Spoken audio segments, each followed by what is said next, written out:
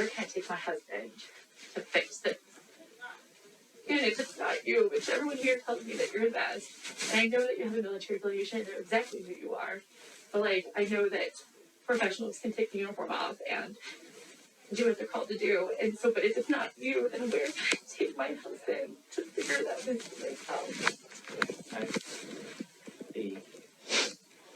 So I believe you that time-wise, the exposure is probably the cause. We're just talking about migraines in general yesterday. I know, but I can't accept that as an answer. Like, I get that it's migraines are causing all of this. But the guy didn't have migraines before. Something has happened to my husband's body that makes this keep happening. I'm on your side, guys. I know, sir. And you've been amazing. And everyone speaks volumes of you. And so I'm glad that we got to see you. But if there's someone else that... The exposures, undoubtedly, I mean, that's why they're toxic. They cause dysfunction at the cellular level. Are testing it primarily to rule out other things that are potentially treatable. Does there anybody ever have your body back after you've been exposed? Again, I don't know the long-term effects of KP5. I just want my family back. I just want them back soon. With exposures, hopefully there's always time. But I don't know if there's an antidote is what I think is what the question you're asking. We're not holding back an antidote from him.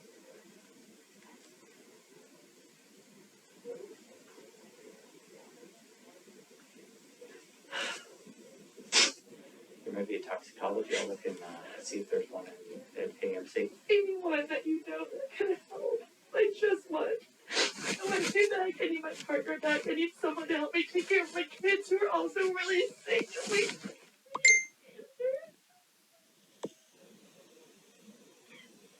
We didn't ask for any of this, and we just want answers.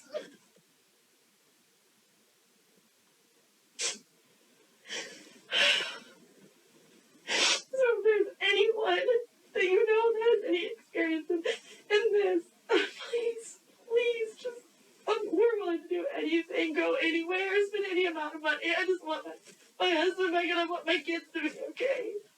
I don't want to bury my kids.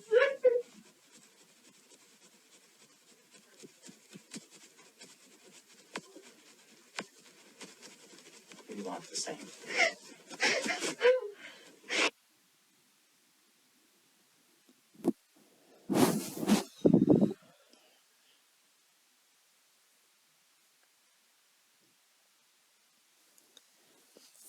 Today's been a really tough day.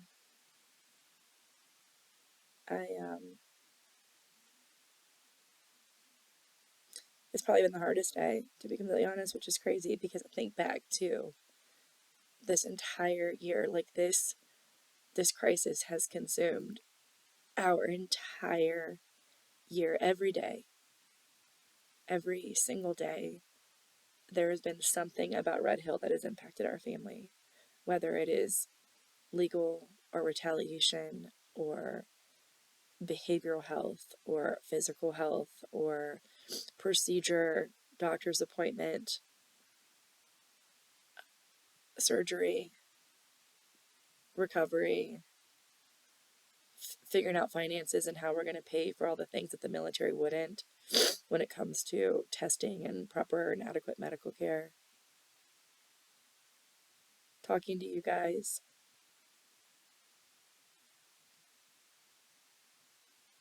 Speaking at events.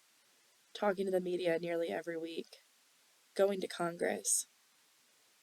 Encouraging our leaders to rewrite DoD policies that, when it comes to retaliation, don't protect the chain of command and the bully, that actually protect the people who have been retaliated against, who have had the intestinal fortitude to come forward and to properly report that they've been harmed.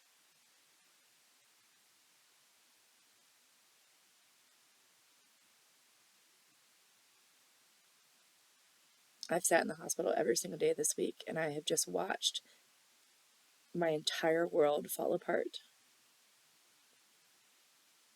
knowing that my own employer did this to my family.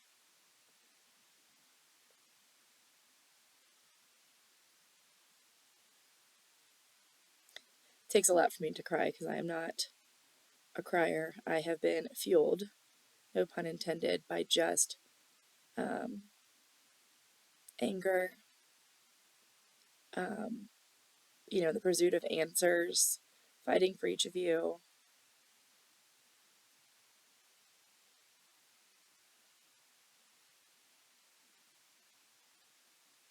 But today, on the last day of this year, we finally found a doctor that said, I believe you.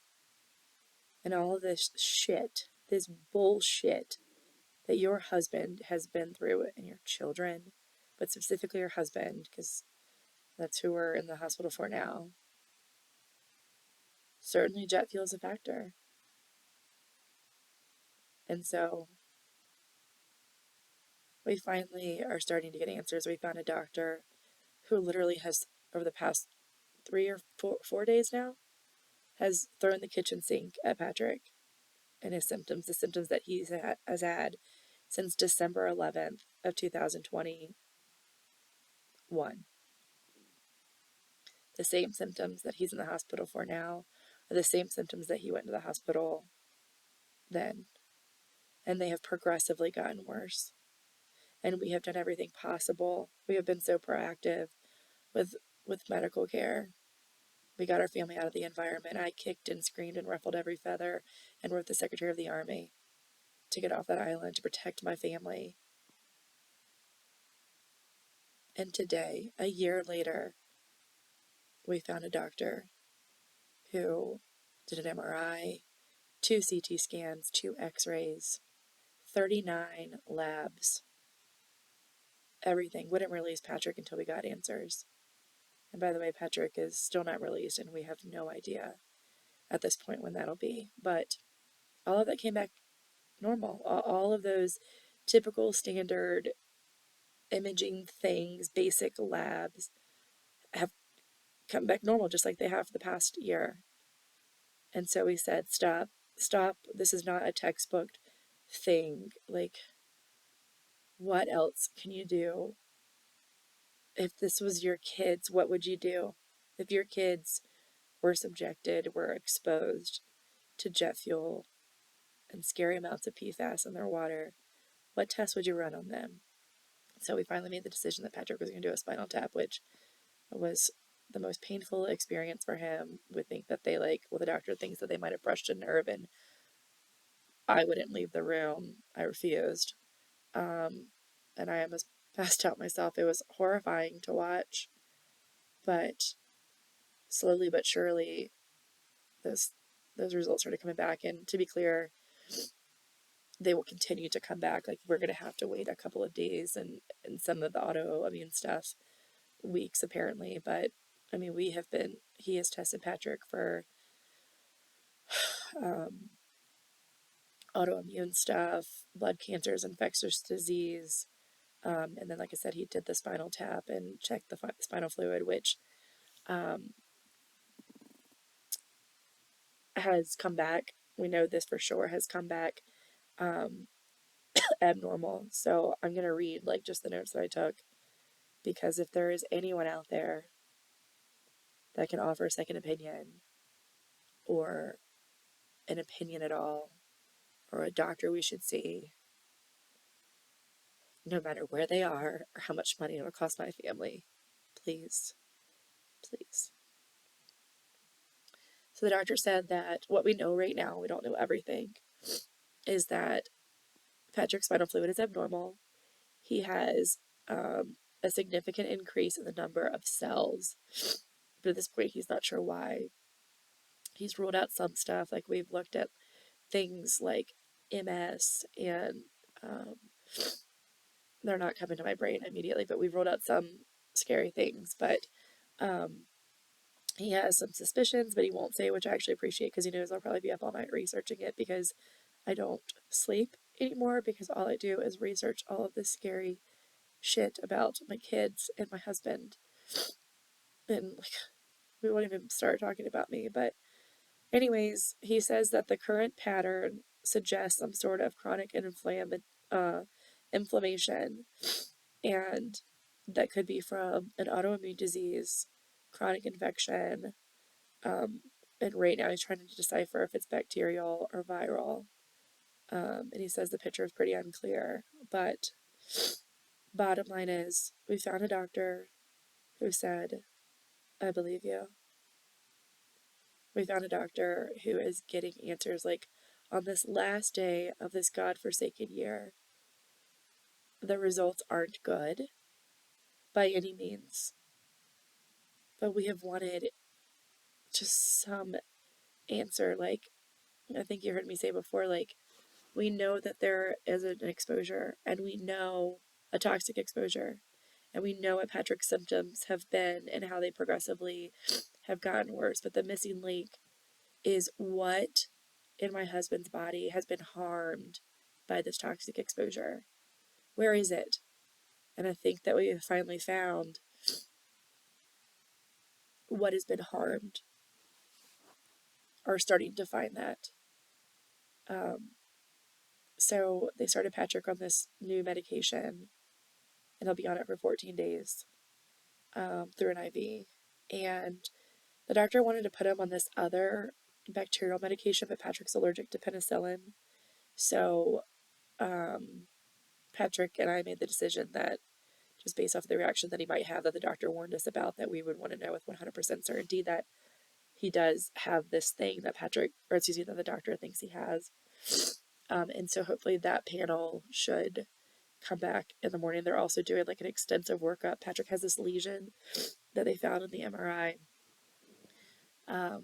He also has really low count of TSH that potentially could be affecting his thyroid, so they're running that down.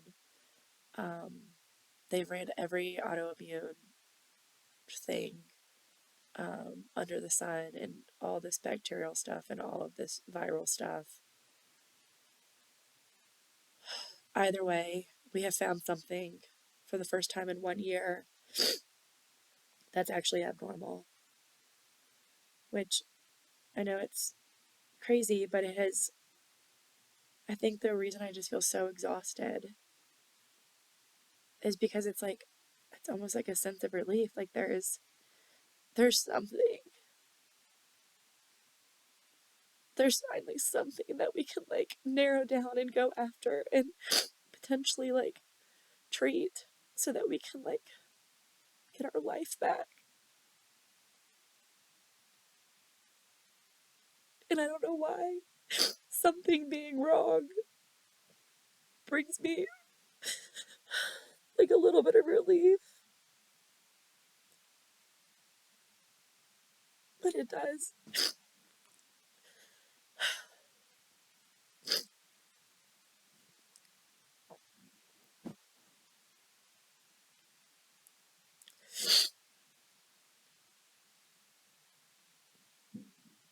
All I have to say for anyone that's going through this is, do not stop fighting. Do not stop advocating for yourself, for your kids, for your family. Screw anyone that tries to bully you or retaliate against you or gaslight you. Because trust me when I say, even this day, we have fired doctors. Like, you are forbidden from coming back to our hospital room. You will not treat us anymore, period. Get a patient advocate involved. Don't accept no for an answer. You have rights. Know your rights. And if you need help, like, I'm pretty at wit's end. Like, my master resiliency trainer bag is like, those tools are,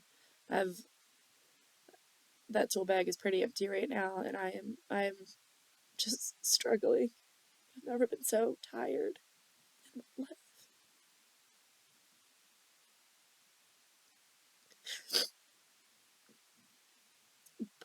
But you know what? Please, God, please reach out to me. I'm happy to help. I'm so sorry that this has happened to you too and your family, and that you live in fear. And I just want you to know that I hear you and I believe you, and there are people, if you fight hard enough, that will help you, and I pray to God it doesn't take a year like it's taken us, but